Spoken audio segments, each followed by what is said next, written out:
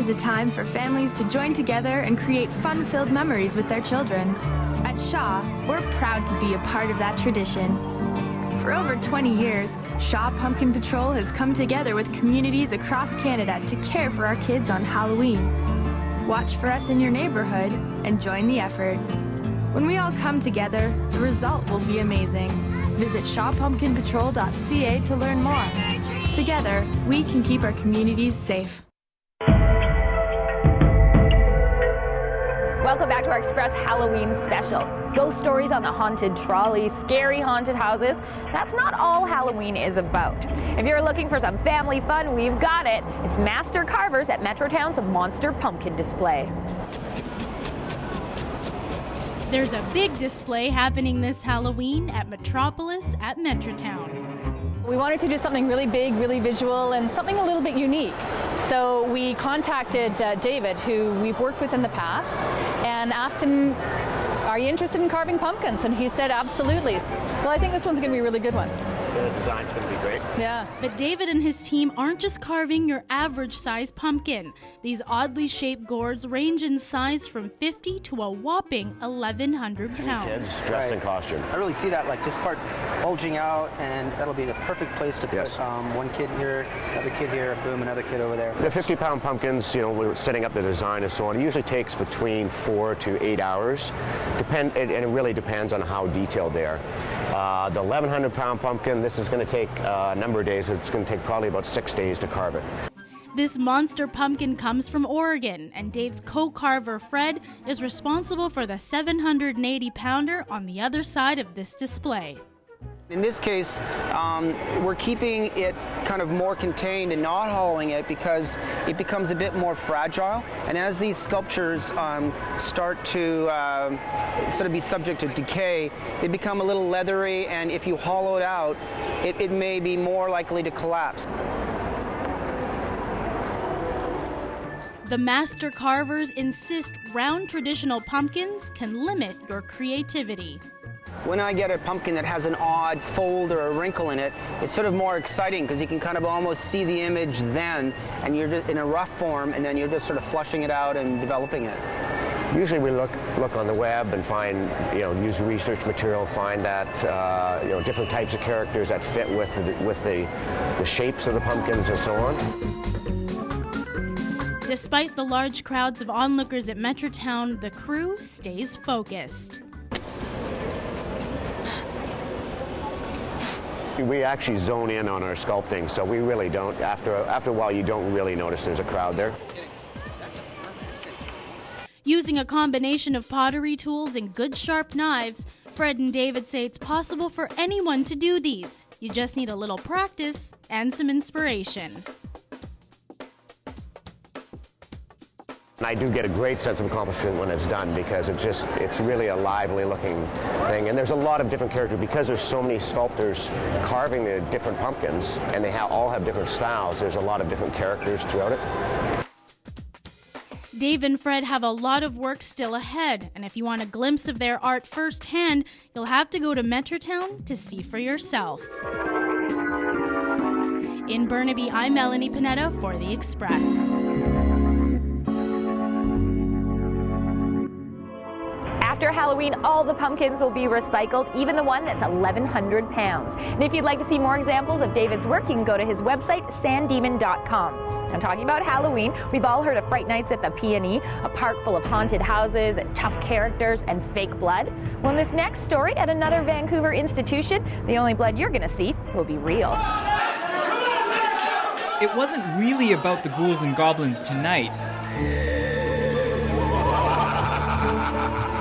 Although there were some scarecrows and skeletons, the action inside the ring is what people came to see. What we do for the Fright Nights is that we really expose what boxing's all about. The Fright Night, why that? Well, it's a good time to have a show. Season started in the beginning of September, and now the guys are getting ready to rock and roll, and the provincial championships are coming up next month. So we want to give them a little bit of a taste of what's going to happen, and then we have some guys that are going to the provincials and hopefully to the nationals. Around 20 athletes are facing off tonight. Daniel Yelton is one of them, fighting his 12th amateur match.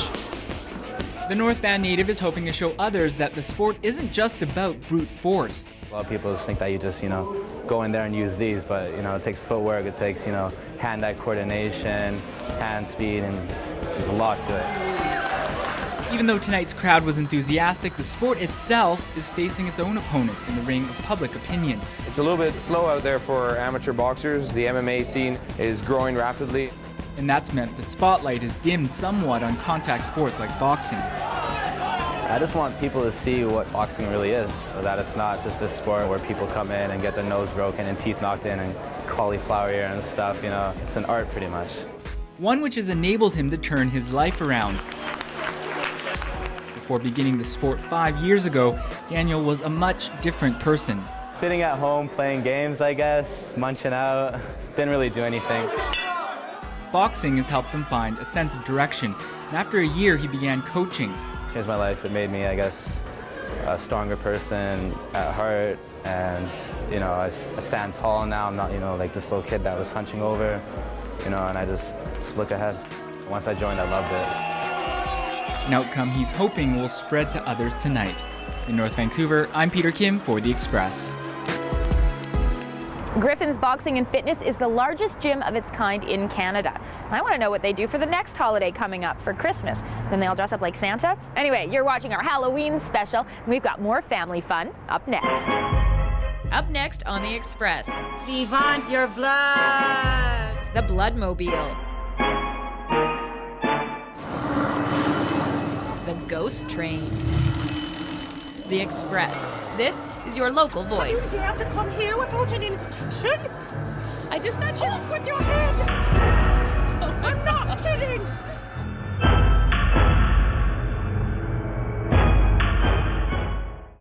Training tips are brought to you by Team Diabetes.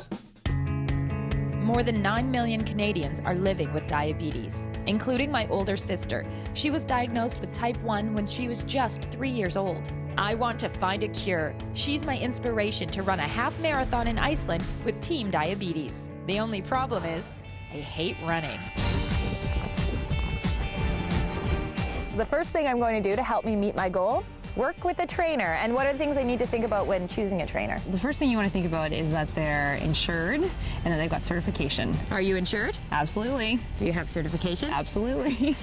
It's also good to know what type of experience your trainer has. Toby's perfect because she's completed over 10 endurance races. I love getting to the finish line and knowing that I did it and completed a goal that I set for myself. Push all the way up, that's it, all the way down. You want to make sure that you get checked with your doctor first. Well, I'm pretty active and I feel fit, but I also feel like I have a long way to go. What is it? About 22 kilometers? 21.1.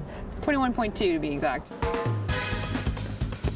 Another important piece of advice when choosing a trainer, make sure your personalities are compatible. How many of these do I have to do?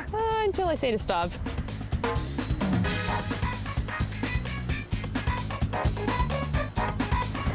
Where's my spoon? To donate or sign up, go to teamdiabetes.ca. For Shaw TV, I'm Johanna Ward.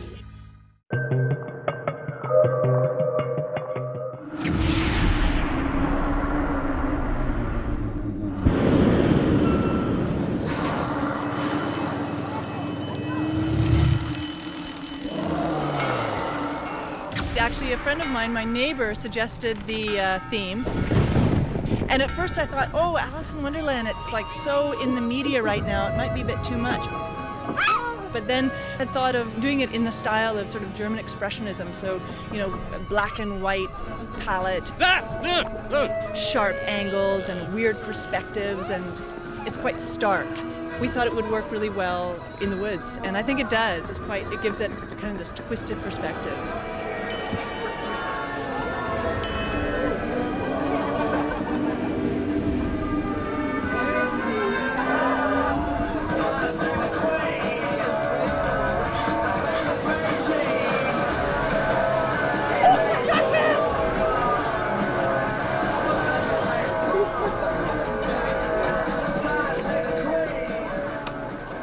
Have you dared to come here without an invitation? I just nudged you. Off with your head! I'm not kidding! I just don't understand why you're so angry. Like, what did I do to you? You're not allowed to be here without an invitation. I'm a gatecrasher. But I'm friends with Alice. Alice and I aren't really good friends ourselves.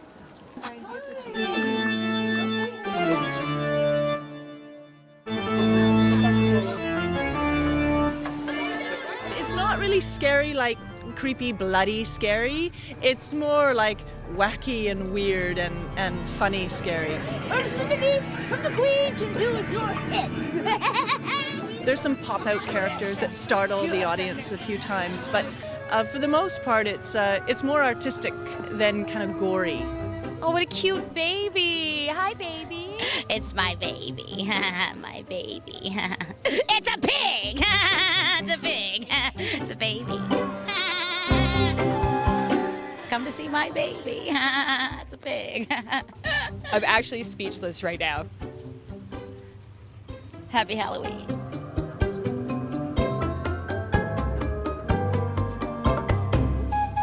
The Stanley Park Ghost Train with Alice in Nightmareland runs nightly until October the 31st from 6 until 10. The tickets often sell out for the train, so you either want to book them online or get there early.